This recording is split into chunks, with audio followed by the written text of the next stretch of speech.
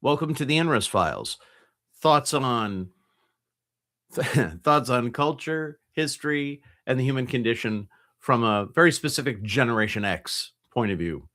In a recent live stream, I talked about how I had gotten into a salary negotiation where the person I was hoping to get a job from, he slid a piece of paper across to me, and it had a number on it that was lower than the number I was hoping for. So I borrowed a pen and I wrote a different number on it, and I slid the piece of paper back to him, and with the number that I thought was more appropriate, and then I got the number I asked for. I know sometimes salary negotiations don't work out that way, or any kind of negotiations don't always work out that way. But when you enter a negotiation, you know that what you are entering into is a situation where you are asking for something, and there may be some give and take before the outcome is determined. I'm going to turn up my volume here a little bit. The thing is, sometimes asking for things works even when you're not talking about a negotiation. And so today I want to tell a couple of quick stories along those lines where I had I had asked for things that had nothing to do with negotiation, but they did have to do with something I wanted. And I want to start with the pizza story. As I've mentioned before, I used to work in radio, and the story I'm about to tell you, I'm not particularly super proud of because I realized later on that it was kind of a tricky situation in terms of abusing my position. But what had happened was I was DJing during the afternoons. So this is before I got promoted to mornings. And the afternoon drive time is the second most juicy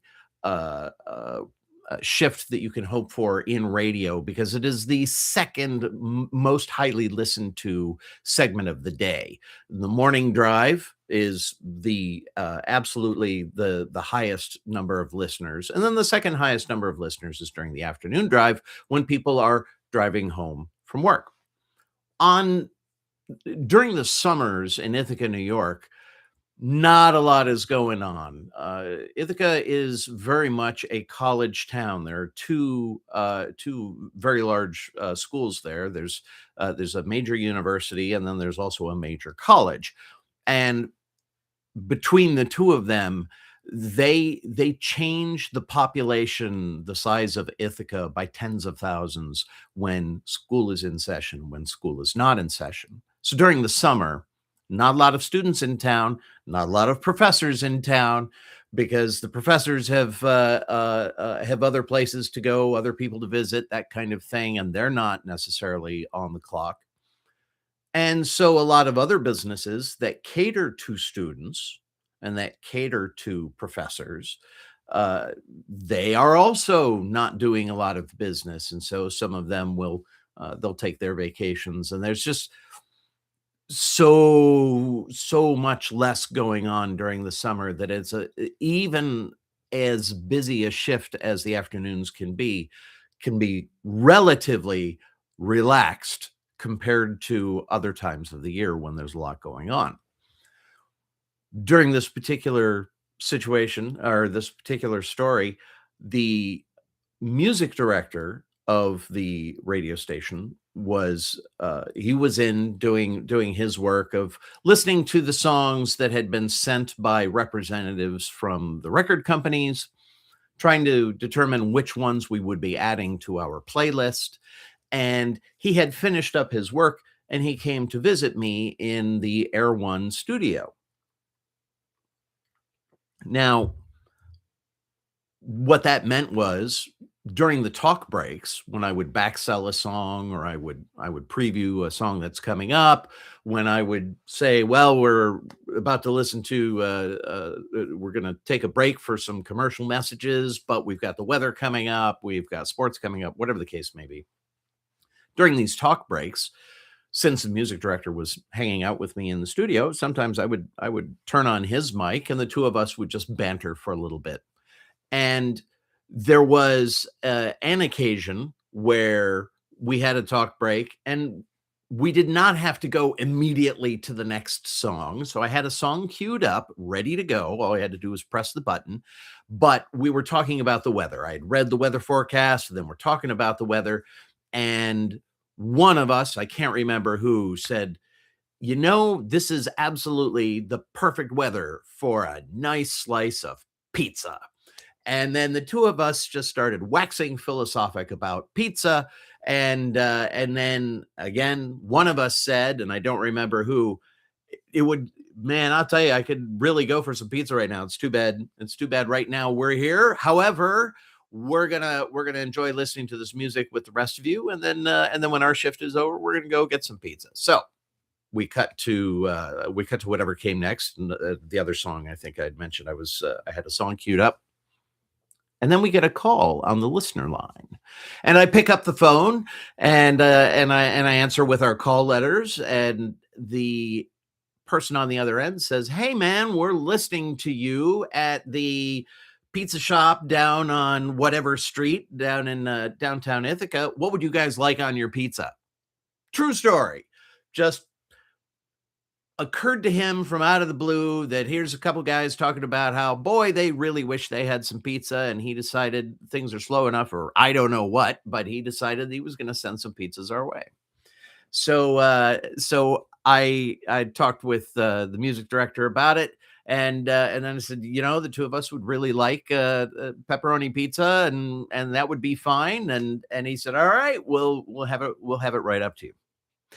And sure enough, pizza arrived, and then the two of us were eating pizza, and then during the talk breaks, we were talking about the fine, fine folks at the pizza shop on such and such a street downtown Ithaca, and we played a couple of requests that had been requested not only by the person who had made our pizza, but we told them to go ahead and ask anybody who was in the restaurant if there was a song they wanted to hear. Since they were playing our radio station in their restaurant, may as well. So we played a couple of songs for the kind folks who were customers at that particular pizzeria. Now, the reason I say I wasn't too proud of this a little bit later on when I was thinking about it, and understand we were having a great time. And it's the summer, and there's not a lot going on, and this broke up the monotony, and it was fun. And not only that, it was good natured. I don't think anybody was being cynical in this whole thing at all. It was, we were having a good time, and the people at the pizzeria were having a good time. They heard us mention that, boy, we could really go for some pizza, and they just acted spontaneously, and then we thanked them and acted spontaneously on the air, played those couple of songs. In hindsight, I realize we were essentially giving them free advertising, and which I'm sure the traffic manager in radio, the traffic manager is the person who plans out when commercials get played and when songs, essentially the order of events, when the commercials are played and what commercials are played, and in what order, and that kind of thing. And then they print up the log that has one sheet for every hour of the day, keeps track of the daily logs. So that's what the traffic manager does. The traffic manager, the sales manager, somebody would have preferred, I'm sure, that the radio station got paid for that free advertising. Instead, we got paid by free pizza. Nonetheless, again, no harm was intended, and I don't believe any harm was inferred by anybody involved. But it was kind of neat, and it was a lesson that kind of stuck with me for a little while, that sometimes just saying what you want can actually manifest itself into being. Just by saying it, sometimes things will happen. Sometimes. This is a philosophy that I have carried with me whenever I have found myself in a situation to where I need something. I will ask for that thing. And that asking most frequently as an adult, one of the things you're going to need is a job. For whatever reason, the job you're in is winding down, or there's layoffs, or you've decided you want to do something else. And there was a particular period in my adulthood where I'd been running a small consultancy, and business was drying up because the economy was kind of a little bumpy at the time. And usually it's the smaller businesses that feel the pinch first, especially when you are consulting to other small businesses. And so I started putting out my feelers looking for work. And the way I would typically manage it is I would just tell anybody I knew, hey, by the way, if you know anybody who is looking to hire a smart person to solve problems, I'm a smart person looking to get paid to solve problems. And and that was just something I was doing as a natural part of any conversation.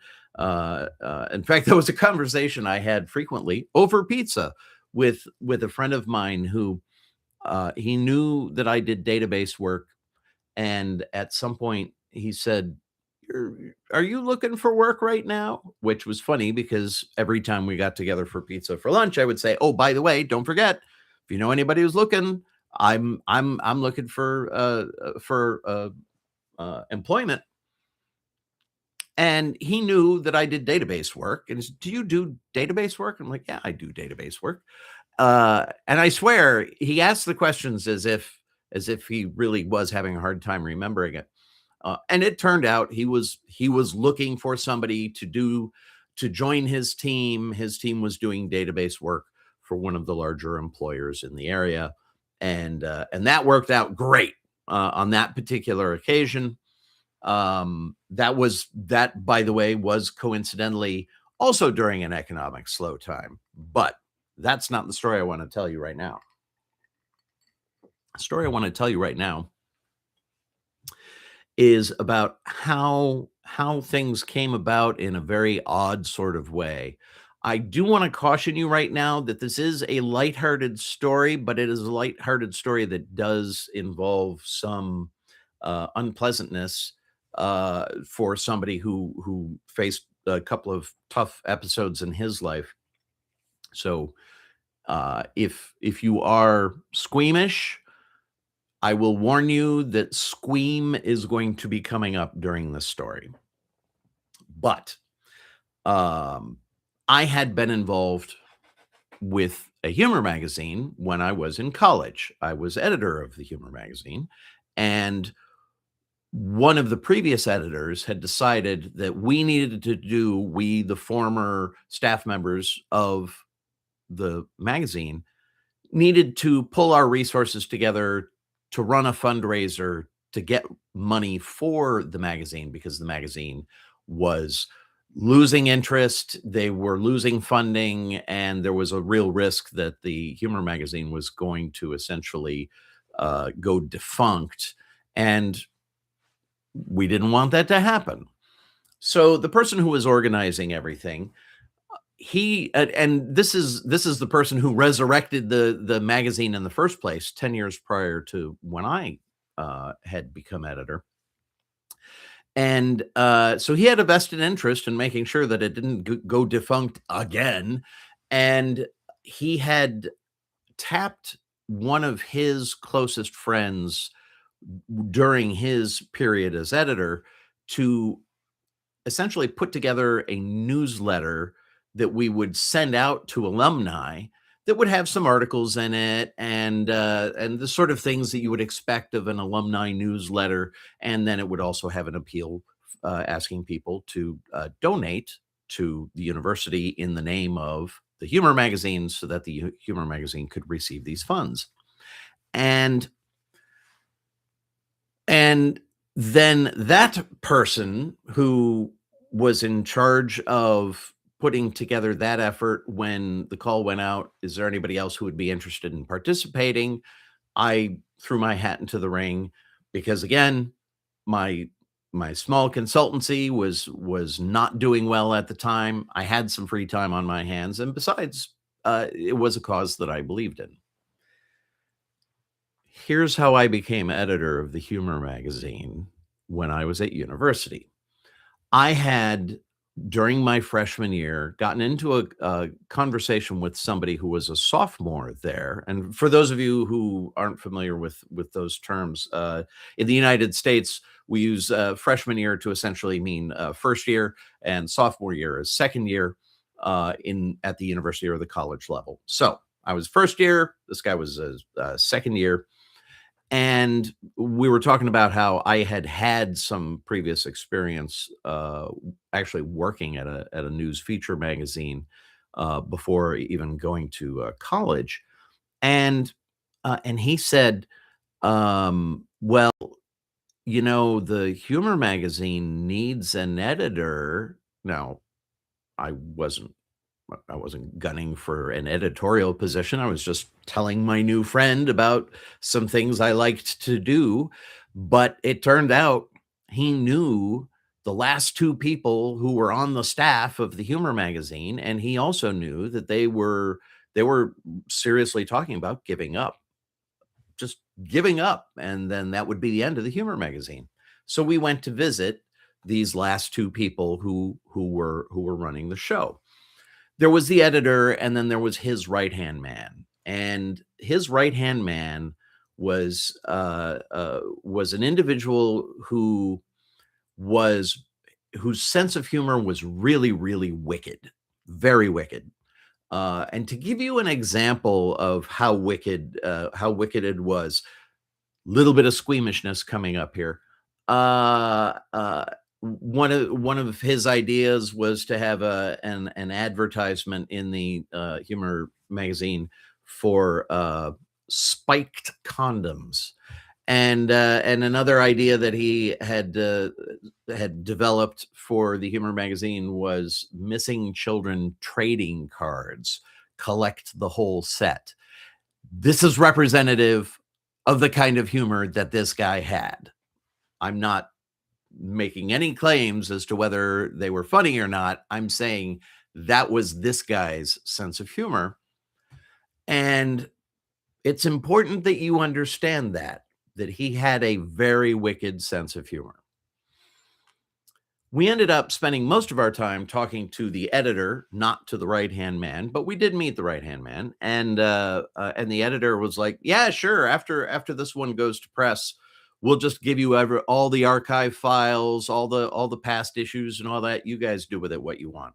So somehow I ended up, just because I had a conversation with a guy who knew a guy, I ended up co-editor of the humor magazine the following semester. Oh, and on top of that, the guy who had said to me, "Hey, do you wanna come with me? We're gonna talk to the editors of the humor magazine, and then you can be my co-editor." He convinces me to be his co-editor because I have this background, and then this background with a regular printed magazine. And then he said, "Oh, by the way, I'm going to be spending next semester away on a job internship. So really, you're going to have to run the whole thing all by yourself while I'm out of town." So that was an interesting introduction to being editor of the humor magazine. So go forward several years, and now here I am in the working world, having a tough time finding consulting work, and I'm working on this alumni newsletter. And I had just learned that the individual that I had mentioned, the previously described right hand man of my predecessor as editor, had lived in the Seattle area, so he did not live far from me, and had died just a year prior. I had been living in the area for several years and did not know that he had been living in the Seattle area. So that was a little stunning.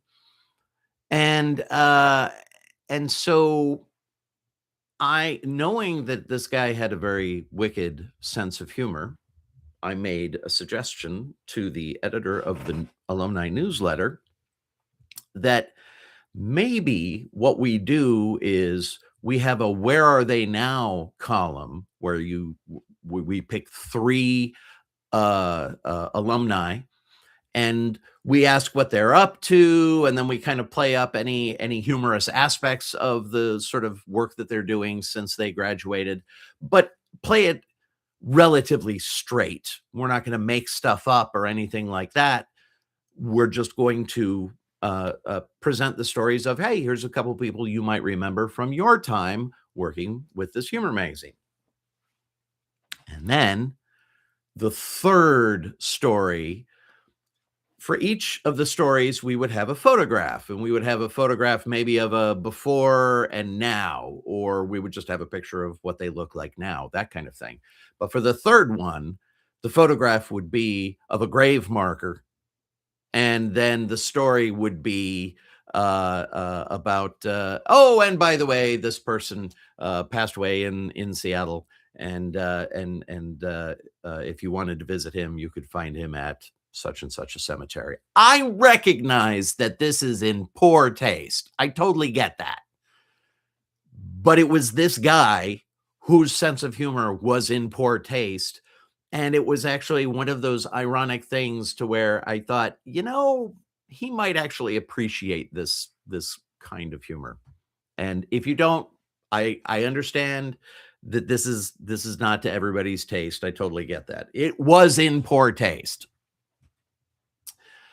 And knowing that, I called up the man who had been the editor prior to me becoming editor to ask him about his memories of his his right-hand man, his associate editor. And he told me some stories that were so wild as to be beyond believable. I had mentioned that if you are squeamish, you may want to be prepared for some squeam coming up. The stories that he had to tell were so squeamish. I will not be repeating them for this live stream because the this was a guy who had allowed himself to get into situations where he was exposing himself to potential bodily harm. And then when bodily harm occurred, uh, it affected the rest of his life. It did not, interestingly enough, make him any more sensitive, or it did not tame his sense of humor. He actually ended up becoming very notorious on what was called Usenet. Usenet was a precursor to the to modern blogs and websites where bulletin boards, I think, that you may have some experience with, where you can go online and you can just talk about whatever topic that particular bulletin board is about. Well, Usenet was a prototype of all of that back when the internet was uh, more about type than it was about image. So you didn't have as many photos, but you had a lot of words. He wrote some of the most scathingly wicked fiction you could ever hope to stumble upon. And he also wrote some very incisive uh, um, technical articles about computer programming. And he was very involved in the computer programming world. He was highly respected as a very sharp mind when it came to the uh, the the dot-com scene, which at the time was absolutely exploding. Um, but at the same time, while he was known for that, he was also notorious for publishing some absolutely wicked fiction and absolutely squeamish humor that is not for the faint of heart. The missing children trading cards was tame compared to some of the humor that he engaged in during the heyday of Usenet. And when I found this out, I shared this information all of this information, not just his reputation and all that, but also about how he had exposed himself to bodily injury and how he did end up injuring himself, and that injury did end up playing a factor into his ultimate passing. And in light of the fact that he had such a wicked sense of humor all the way throughout, and just in light of all of the stories that we had heard about him, the editor of the newsletter also read the the stuff that I had found on Usenet, and we both agreed this guy was a real character, and it would have been. I wish I had known that he was in the Seattle area before he passed away, because I really very much would have enjoyed having an opportunity to chat with him again. That doesn't mean he would have enjoyed an opportunity to chat with me. Again, he was somebody who um, I don't know. He had an outlook on the world that was really something else. But that also convinced me that the idea of having the third "Where Are They Now" article be about him was actually the most fitting tribute to him we could possibly stage. It was so very, very much in his character that we both the editor of the newsletter and I felt that it was appropriate to be that inappropriate about his passing. So we did. And then when we were wrapping that up, I said to the editor of the newsletter, "Hey, by the way, just so you know, I am a smart guy. I know how to solve problems. And right at the moment, I am looking for an employer who is willing to pay a smart guy to solve problems. And if you know anybody, please let me know. Please keep me in mind." I waited until after we had worked together on this project because I wanted to I wanted to demonstrate that I was somebody who could see a project through to the end. And I figured also this gave us a chance to build some sort of a relationship. I did not take the assignment to help him with the newsletter in the hopes that this would land me a job. In fact, I was not expecting anything to come of this at all. This is something I was saying to really just about anybody where the situation was appropriate for me to say, "Oh, by the way, I'm looking for work." But I happened to say it to this one guy, and then he said to me, "Well, what kind of work do you do or can you do?" And I started talking about databases, and I also talked about how I had helped out my parents with their online web business. And then he said, it turned out he was vice president at a database consulting agency. And he said, "We don't have any open positions per se, but what we do is we hire capable people. And we know that work is going to come in, and we will assign those people to that work." So he took a gamble on me, and it paid off both for him and for me. He hired me, and he later on confessed that he was very pleased because he got me at a much lower price than he was expecting, and that I turned out to be absolutely worth every penny and the raise that I asked for a year later. And at the same time, worked out for me because, hey, now I had employment. Now I was able to get caught up again on keeping the family household finances in order. So this is a case of throwing the question out there wherever it seemed appropriate, knowing and confident that eventually I would ask the question of the right person at the right time. Somebody out there did know of some opportunity that would be appropriate for me. And it has worked out that way several times in the past. I tell you these stories because it was a lesson that I learned through these events and through others, that sometimes when you ask for what you need, you can get the answer yes. You just have to be willing to ask the question.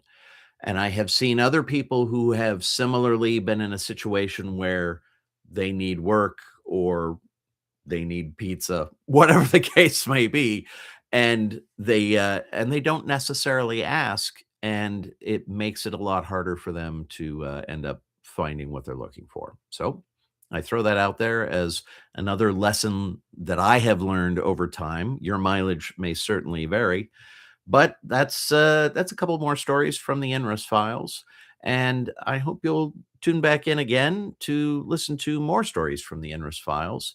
And as always, thank you very much for your visit, and we'll talk again soon. Take care. Have a good one.